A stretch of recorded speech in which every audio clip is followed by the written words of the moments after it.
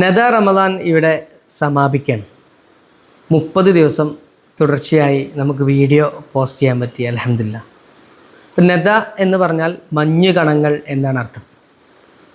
വിശുദ്ധ ഖുർആനിലെ വചനങ്ങളിലൂടെ, പ്രവാചക ചരിത്ര ഗാനങ്ങളിലൂടെ, ആശ്വാസം നൽകുന്ന സംഭവങ്ങളിലൂടെയൊക്കെ മഞ്ഞുകണം പോലെ തണുപ്പ് പകരാനാണ് നമ്മൾ ശ്രമിച്ചത്. ഇവിടെ വളരെ സീരിയസ് ആയിട്ട് ഈ സീരീസ് മുഴുവൻ കണ്ടവരുണ്ട്, ഒന്ന് എത്തി പാളി നോക്കി പോയവരുണ്ട്. ആർക്കെങ്കിലും ഇത് ഉപകാരപ്പെട്ടെങ്കിൽ നമുക്ക് വലിയ സംതൃപ്തിയാണ്, അൽഹംദുലില്ലാ. സോഷ്യൽ മീഡിയയിലെ നമ്മുടെ ഇടപെടലുകളൊക്കെ എത്ര ശ്രദ്ധിക്കേണ്ടതുണ്ട് എന്നൊരു കാര്യം കൂടെ ഞാനിതിൽ മനസ്സിലാക്കി. ഇപ്പോൾ ഞാൻ ഒരു തേനീച്ച, ഖുർആനിലെ തേനീച്ചയുമായി ബന്ധപ്പെട്ട ഒരു പരാമർശം, ആ ഒരു ആയത്തുമായി ബന്ധപ്പെട്ടൊരു വീഡിയോ ചെയ്തതിൻ്റെ ഒരു സ്റ്റാറ്റിസ്റ്റിക്സ് നമ്മൾ എടുത്തു നോക്കുമ്പോൾ ഇവിടെ എത്ര മണിക്കൂർ ആളുകൾ അത് കണ്ടു നോക്കുമ്പോൾ 45 ദിവസത്തെ അത്രയും ദൈർഘ്യം ആളുകൾ അത് കണ്ടിരുന്നു എന്നാണ്. 137 ലക്ഷം വ്യൂസാണ് ഈ ഒരു വീഡിയോക്ക് കിട്ടിയിട്ടുള്ളത്. 2000 ആളുകൾ ഈ വീഡിയോ കണ്ട് എന്നെ ഫോളോ ചെയ്യാൻ തുടങ്ങി.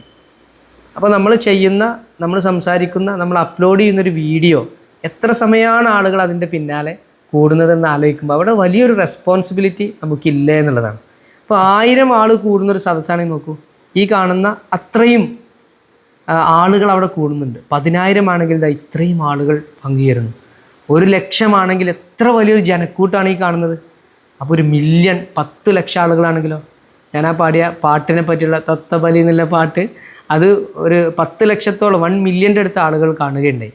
അപ്പോൾ ഇത്രയും വലിയ ആളുകളിലേക്ക് ഒരു ഇൻഫ്ലുവൻസ് ചെയ്യാൻ, ഒരു ഇമ്പാക്റ്റ് ഉണ്ടാക്കുവാനുള്ള ഒരു അവസരമാണ് ശരിക്ക് സോഷ്യൽ മീഡിയയിലെ നമ്മുടെ ഇടപെടൽ എന്ന് പറയുന്നത്. അതുകൊണ്ട് അത് ആ ഒരു വലിയ ഉത്തരവാദിത്തമായിട്ട് തന്നെ നമ്മൾ കാണണം എന്നുള്ളതാണ്.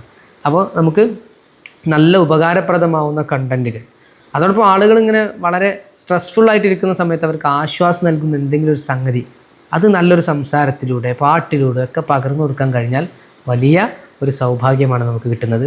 ആ ഒരു റെസ്പോൺസിബിലിറ്റി ആ നിലക്ക് തന്നെ നമ്മൾ കാണാം. ഇൻഷാ അല്ലാഹ് അടുത്ത വീഡിയോയിലൂടെ നമുക്ക് കാണാം.